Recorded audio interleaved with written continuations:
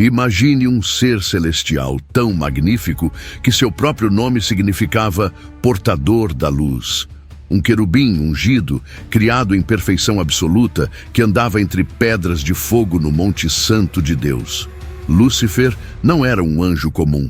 Ele ocupava um lugar de destaque nas cortes celestiais, refletindo a glória divina com um esplendor que poucos conseguem imaginar. Mas por trás dessa figura extraordinária, existe um propósito que raramente é discutido. Você já se perguntou por que um Deus onisciente criaria um ser que sabia que se rebelaria? Por que permitir o nascimento daquele que se tornaria o maior adversário da humanidade? A resposta não está em um erro divino ou falha no plano celestial.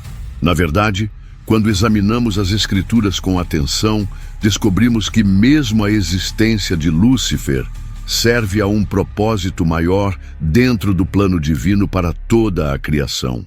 Ezequiel 28, 12 e 14 nos apresenta uma descrição fascinante deste ser extraordinário. O texto bíblico revela que Lúcifer foi concebido como um guardião, posicionado em um papel de honra e confiança. Os querubins aparecem em diversos momentos bíblicos, como no livro de Êxodo, onde cobriam a Arca da Aliança com suas asas, simbolizando a presença e glória divinas.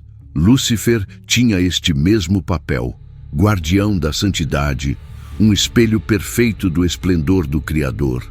A grande questão que intriga estudiosos e teólogos é como a corrupção surgiu neste ser perfeito. Ezequiel 28:15 nos dá uma pista crucial. Perfeito eras nos teus caminhos, desde o dia em que foste criado, até que se achou iniquidade em ti. Este detalhe é fundamental. A corrupção não veio de fora, mas nasceu dentro do próprio coração de Lúcifer. Isaías 14, 12 e 14 revela com mais precisão o que aconteceu. Como caíste do céu, ó estrela da manhã, filho da alva, como foste lançado por terra, tu que debilitavas as nações, e dizias no teu coração, eu subirei ao céu, acima das estrelas de Deus exaltarei o meu trono, e serei semelhante ao Altíssimo. Aqui está o núcleo da questão. Lúcifer desejou uma posição que não lhe pertencia. Não necessariamente queria tomar o lugar do Criador, mas ambicionava um nível de autoridade e adoração que era exclusivo de Deus. É interessante notar o contraste entre Lúcifer e Cristo. Ambos são descritos como portadores de luz. Cristo, em João 8:12, se apresenta como a luz do mundo, enquanto Lúcifer era apenas um reflexo dessa luz. Cristo, sendo Deus, humilhou-se e tornou-se servo, como vemos em Filipenses 2, 6, 8. Lúcifer, sendo criatura, buscou exaltação. Esta diferença fundamental entre humildade e soberba determinou seu destino. A soberba de Lúcifer cresceu gradualmente. Ezequiel 28:17 descreve: elevou-se o teu coração por causa da tua formosura, corrompeste a tua sabedoria por causa do teu resplendor. A beleza e o esplendor que Deus lhe concedeu transformaram-se no combustível para sua arrogância. O que era um dom divino tornou-se a semente de sua queda. Para entender completamente a magnitude do evento, precisamos mergulhar no contexto da rebelião celestial.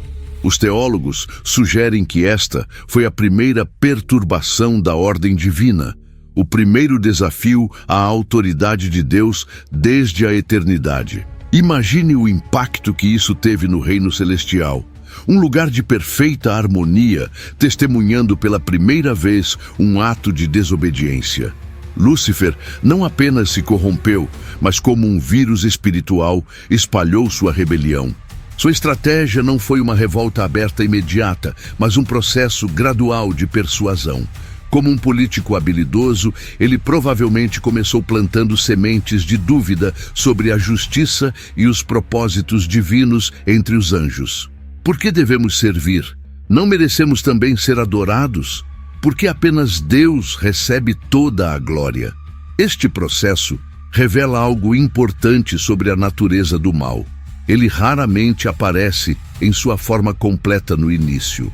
Começa com pequenas distorções. questionamentos aparentemente inocentes, até crescer e se manifestar em rebelião total. Esta é uma lição poderosa para nós hoje.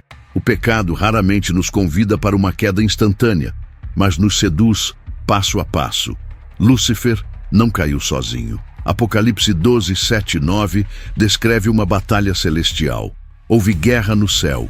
Miguel e seus anjos batalhavam contra o dragão, e batalhavam o dragão e seus anjos, mas não prevaleceram, nem seu lugar se achou mais no céu. O texto revela que 1/3 dos anjos se juntou à rebelião de Lúcifer, Apocalipse 12, 4. Usando sua influência e persuasão, ele convenceu outros seres celestiais a seguirem seu caminho de rebeldia. Pense na dimensão dessa guerra cósmica. O céu, antes um local de paz e adoração perfeita, transformou-se em campo de batalha. Anjos que antes louvavam juntos agora se enfrentavam em confronto espiritual. Miguel, o arcanjo, liderando as forças fiéis a Deus, e Lúcifer comandando seu exército rebelde. Esta não foi uma batalha pelo controle do universo. Deus sempre manteve seu domínio supremo, mas foi uma divisão definitiva entre aqueles que escolheram a fidelidade e aqueles que preferiram a rebelião. O resultado foi sua expulsão do céu. Lúcifer, o portador da luz, tornou-se Satanás, o adversário. Sua glória foi substituída por vergonha, seu poder por condenação. Contudo, ele não foi imediatamente destruído. E isso nos leva à grande pergunta: por que Deus permitiu sua continuidade? A transformação de Lúcifer em Satanás representa a maior queda na história da criação. De ser celestial glorioso a adversário de tudo que é sagrado, de refletor da luz divina a príncipe das trevas. Esta metamorfose não foi apenas uma mudança de status, mas uma corrupção completa de seu propósito original. Alguns estudiosos bíblicos sugerem que sua aparência física também pode ter sido alterada. Se antes ele era um ser de beleza incomparável, é possível que após sua queda, sua forma tenha se distorcido para refletir sua nova natureza. Embora a Bíblia não descreva explicitamente essa transformação física, a tradição e a arte religiosa frequentemente representam essa mudança, de anjo glorioso a ser monstruoso. Mais significativa, porém, foi a transformação interna. Sua luz se tornou trevas. Seu amor por Deus se converteu em ódio, sua adoração em rebelião. Seu propósito de glorificar o Criador foi substituído pela ambição de destruir a obra divina. Esta inversão completa de valores e propósitos representa a essência do mal, não apenas a ausência do bem, mas sua ativa oposição. Após sua expulsão dos céus, Satanás encontrou na terra um novo território para sua rebelião. O Jardim do Éden, local onde céu e terra se encontravam, tornou-se o cenário para sua próxima ação. A serpente mencionada em Gênesis não era um animal comum. Apocalipse 12, 9 a identifica como a antiga serpente que se chama Diabo e Satanás, que engana todo o mundo. Sua estratégia no Éden foi sutil e eficaz. Em vez de atacar com força, ele questionou Eva. É assim que Deus disse: não comereis de toda a árvore do jardim? Gênesis 3, 1.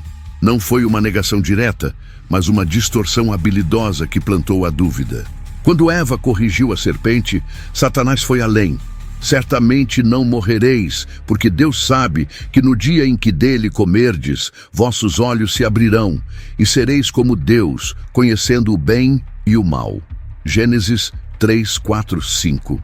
A abordagem de Satanás no Éden revela sua principal estratégia, que continua usando até hoje. Ele não se apresentou como inimigo, mas como conselheiro. Não falou contra Deus abertamente, mas distorceu suas palavras. Não atacou diretamente, mas plantou dúvidas. Este método é muito mais eficaz do que o confronto direto. Analisemos os 3 estágios desta primeira tentação.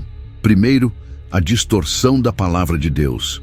É assim que Deus disse, questionando não apenas o comando, mas sugerindo que Deus estava sendo injustamente restritivo. Segundo, a negação da consequência: certamente não morrereis, contradizendo diretamente a advertência divina, removendo o temor da desobediência. Terceiro, a promessa falsa: sereis como Deus, oferecendo um benefício aparentemente superior, um conhecimento que os elevaria além de sua condição de criaturas. Este padrão triplo, distorção, negação e falsa promessa, continua sendo o método preferido do inimigo para seduzir a humanidade. É um ataque não apenas à obediência humana, mas à própria natureza e caráter de Deus. Satanás insinuou que Deus era egoísta, retendo algo bom de suas criaturas, quando, na verdade, o Criador estava protegendo-os. Observe o padrão. Ele ofereceu a Eva a mesma ambição que o corrompeu: sereis como Deus. A promessa de conhecimento e poder seduziu Eva, que compartilhou o fruto com Adão. Naquele momento, o Éden se rompeu. Deus expulsou o casal do jardim e colocou querubins para guardarem o caminho da árvore da vida. Gênesis 3:24. Mesmo neste momento de aparente derrota, Deus pronunciou a primeira profecia messiânica: porei inimizade entre ti e a mulher, entre a tua descendência e a dela. Esta te ferirá a cabeça, e tu lhe ferirás o calcanhar. Gênesis 3:15. Esta declaração anunciava que a vitória de Satanás seria temporária. Um dia, a descendência da mulher esmagaria seu poder. Esta promessa, conhecida como o Proto-Evangelium, primeiro evangelho, é a primeira indicação do plano de redenção divino na história humana. No meio do julgamento, Deus ofereceu esperança. No centro da queda, ele anunciou futura vitória. Esta é uma característica fundamental do caráter divino. Mesmo quando julga, sua misericórdia está presente. A promessa contém vários elementos importantes: inimizade entre a serpente e a mulher, estabelecendo uma batalha espiritual que continuaria ao longo da história. Conflito entre duas descendências, indicando não apenas indivíduos, mas linhagens espirituais que se oporiam. Ferimento mortal à cabeça da serpente, profetizando a derrota completa de Satanás. Ferimento ao calcanhar da descendência da mulher, sugerindo um sofrimento real, mas não fatal, para o Messias vindouro. Esta promessa é o fio vermelho que percorre toda a narrativa bíblica. A história da redenção não começa no Novo Testamento com o nascimento de Jesus, mas aqui, logo após a queda, quando Deus já revela seu plano de restauração. Deixe seu like agora mesmo, se esta revelação está abrindo seus olhos. Compartilhe este vídeo com alguém que precisa deste conhecimento e comente amém se você está sendo edificado. Se inscreva no canal e ative as notificações para receber conteúdos como este em primeira mão. Se Deus é onisciente e sabia que Lúcifer se rebelaria, por que o criou? A resposta está na própria natureza divina.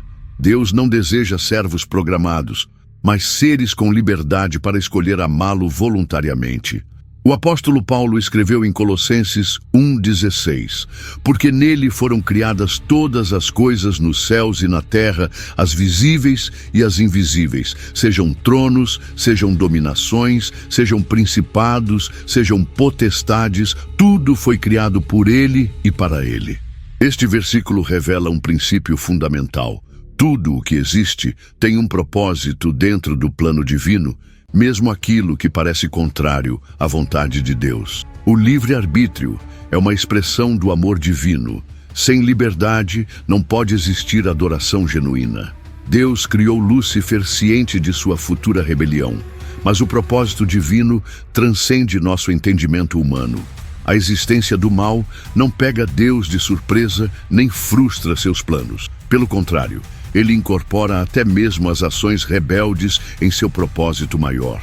Como disse o salmista, até a ira do homem redundará em teu louvor. Salmo 76:10. Alguns questionam, não seria melhor se Deus nunca tivesse criado seres que pudessem se rebelar? Não seria o universo mais perfeito sem a possibilidade do mal? Esta pergunta revela nossa limitação em compreender o valor que Deus atribui à liberdade. Para o Criador, um universo de seres livres que podem escolher amar ou rejeitar é mais valioso do que um universo de autômatos programados para obedecer. Deus permitiu o mal para que o bem supremo pudesse ser manifestado.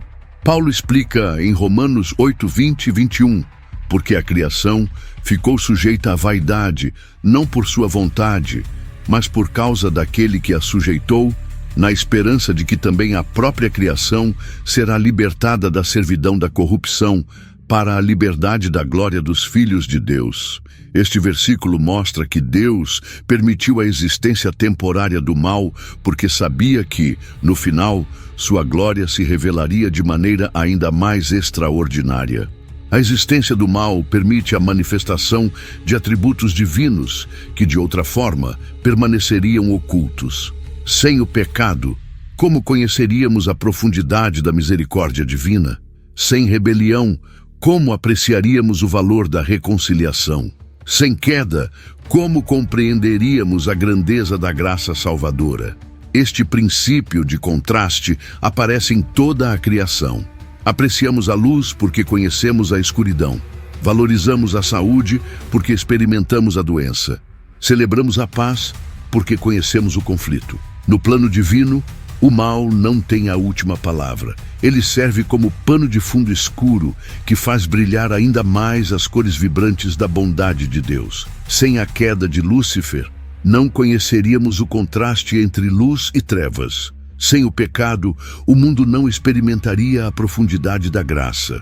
Sem a cruz, jamais compreenderíamos o verdadeiro amor de Deus. O plano de redenção não foi uma resposta improvisada à rebelião, mas algo que já existia antes da fundação do mundo.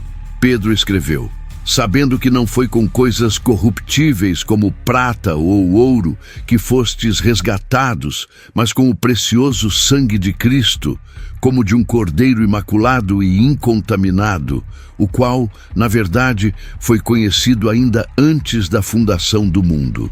1 Pedro 1, 18, 20. A morte e ressurreição de Cristo já faziam parte do plano divino antes mesmo da criação. Transforma nossa compreensão da história. A redenção não foi um plano B após a falha do plano A. Não foi uma reação divina ao imprevisto, mas o propósito eterno desde o princípio.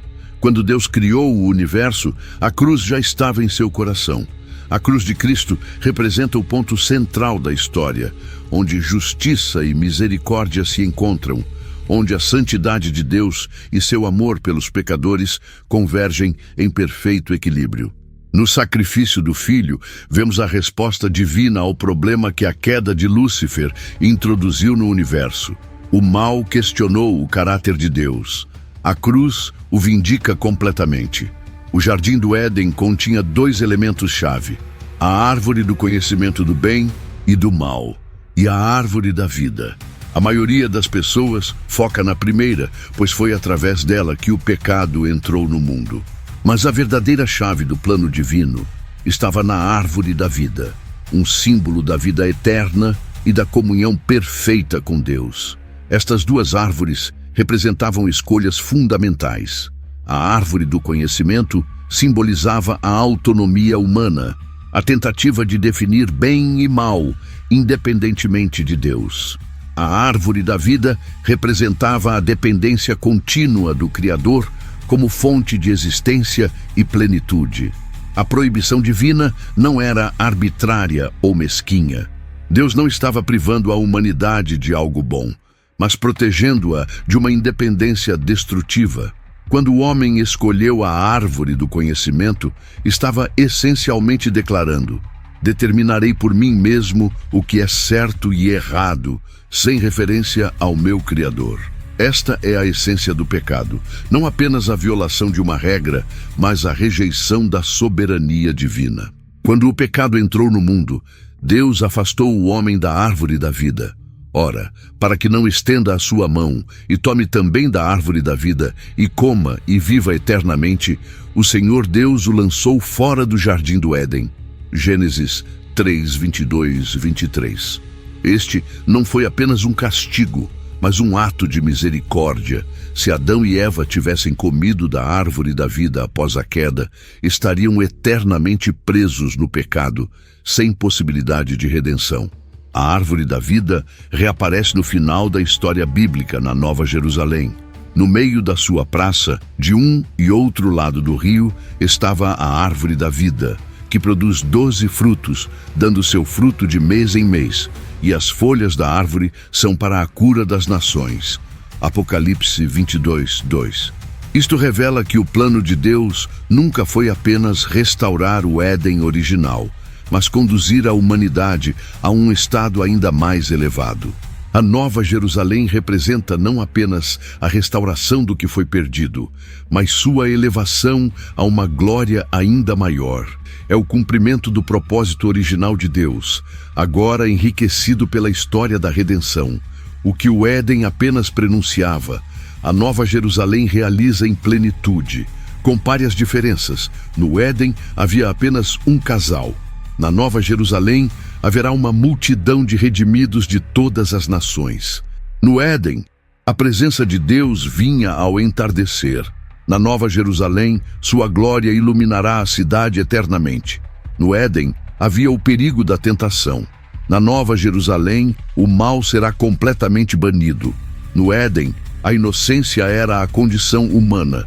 Na Nova Jerusalém, será a santidade testada e provada. João descreve esta glória final em Apocalipse 21, 1-3, mostrando que o propósito último de Deus sempre foi habitar com seu povo em comunhão perfeita. O que parecia perdido para sempre no Éden será restaurado e aperfeiçoado na Nova Jerusalém. Qual será o destino final de Lúcifer? Desde sua rebelião, seu fim já estava determinado. Ele foi expulso do céu, amaldiçoado no Éden, derrotado na cruz e, no final dos tempos, enfrentará sua condenação definitiva. A Bíblia ensina que Satanás nunca age fora do controle divino. Em Jó 1:6-12 e Lucas 22:31-32, vemos que ele precisa de permissão até para tocar na vida dos homens. Deus usa até mesmo a rebelião do inimigo para cumprir seu plano eterno. Este é um ponto crítico para nossa compreensão do mal no mundo. Satanás não é um antideus, com poder igual e oposto ao Criador. Ele é uma criatura limitada, cujas ações permanecem sempre sob a soberania divina. Mesmo quando parece triunfar, suas vitórias estão servindo ao propósito maior de Deus. Jesus afirmou: agora é o juízo deste mundo. Agora será expulso o príncipe deste mundo. E eu, quando for levantado da terra, todos atrairei a mim. João 12:31-32. A cruz marcou o início do fim do domínio de Satanás. Ele já foi derrotado espiritualmente, mas sua sentença final ainda será executada. O destino final de Satanás está descrito em Apocalipse 20:10. E o diabo que os enganava foi lançado no lago de fogo e enxofre, onde estão a besta e o falso profeta. E de dia e de noite serão atormentados para todo o sempre. Contrário à crença popular, ele não será um rei no inferno. O lago de fogo foi preparado como lugar de punição para ele e seus anjos, como Jesus explica em Mateus 25:41. Por que algumas pessoas compartilharão o mesmo destino de Satanás? Porque rejeitaram o plano de redenção oferecido por Deus. Assim como os anjos caídos escolheram seguir Lúcifer, os que rejeitam a Deus escolhem seguir o mesmo caminho. A própria existência de Lúcifer, sua queda e sua destruição servem para glorificar a Deus. Paulo explica em Romanos 9:17, porque a Escritura diz a Faraó: para isto mesmo te levantei, para em ti mostrar o meu poder, e para que o meu nome seja anunciado em toda a terra. Assim como Deus permitiu a ascensão de Faraó para demonstrar seu poder na libertação de Israel, ele permitiu a existência de Satanás para manifestar sua justiça, santidade e soberania no final da história. Quando o diabo for finalmente lançado no lago de fogo, todo o universo testemunhará que Deus é justo e que sua vitória sempre foi certa. O destino de Lúcifer não representa apenas sua derrota pessoal, mas uma declaração eterna de que somente Deus é digno de honra e adoração. A história da criação, da queda e do destino final de Lúcifer nos revela uma verdade poderosa. Nada jamais esteve fora do controle divino. Desde o Éden até a Nova Jerusalém, tudo caminha para um único propósito: a manifestação completa da glória de Deus. Lúcifer, que um dia refletiu a luz do Criador, escolheu o caminho das trevas, mas seu fim foi determinado desde o princípio. Sua rebelião não foi o triunfo do mal, mas a evidência de que o poder de Deus é absoluto. O pecado entrou no mundo, mas a redenção já estava preparada antes da fundação da terra. Olhamos para a queda e vemos o estrago que o pecado causou. Mas quando olhamos para Cristo, percebemos que a graça sempre foi maior. O plano divino nunca foi frustrado. Seu propósito sempre foi nos conduzir de volta ao estado original, não apenas como criaturas, mas como filhos reconciliados. Hoje, essa reconciliação está ao alcance de todos que ouvem a voz de Deus e se rendem ao chamado da salvação. O sacrifício de Cristo na cruz esmagou a cabeça da serpente e abriu o caminho para a vida eterna. Se você sente que se afastou dos caminhos de Deus ou deseja iniciar uma nova jornada rumo à salvação, saiba que o Senhor está de braços abertos para recebê-lo. Comente abaixo: eu te aceito, Senhor Jesus, como meu único e suficiente Salvador e Senhor da minha vida. Para quem já entregou sua vida a Cristo, escreva amém nos comentários e compartilhe esta mensagem para que mais pessoas sejam alcançadas pelo poder transformador do Evangelho. Que a luz divina ilumine seus caminhos e fortaleça sua fé. Até o próximo vídeo.